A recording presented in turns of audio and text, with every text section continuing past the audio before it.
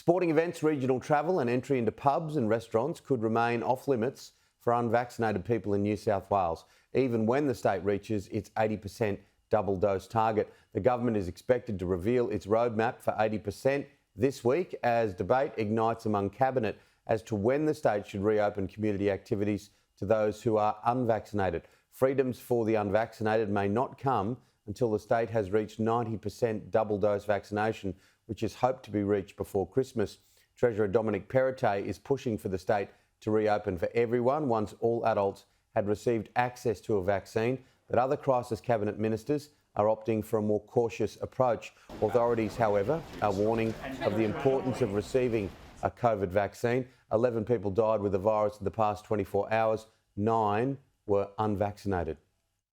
The daily COVID update delivered on a live stream, reinforcing this message to the community. We want everybody to come forward and get vaccinated. So if you haven't yet come and had your first dose, or if your family and friends haven't yet, please remind them of the importance of getting vaccinated. In the past 24-hour period, there's been a dip in COVID cases. Just over 1,000 infections were recorded. 11 people died with the virus, 9 were not vaccinated, 3 tested positive after their death. Sadly, we've seen a number of people who've died with COVID and been at home and diagnosed after they've died. And so I guess it's an important message that we'd like to get out, is that if you have the mildest of symptoms, come forward for testing for COVID, and if your condition deteriorates, call your doctor sooner rather than later, get medical help, and in an emergency, call 000.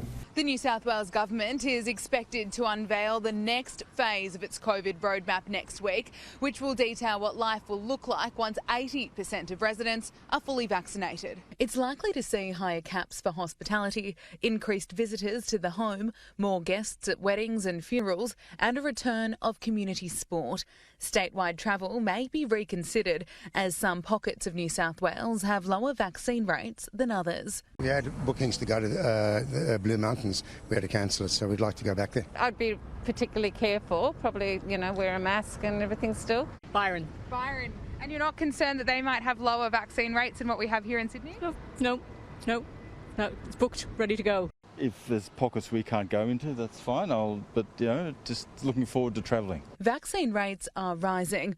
Almost 85% of residents have received their first dose. Almost 58% have had 2. New South Wales is on track to leave lockdown by October 11 and receive greater freedoms later in the month. Gabriella Power, Sky News, Sydney.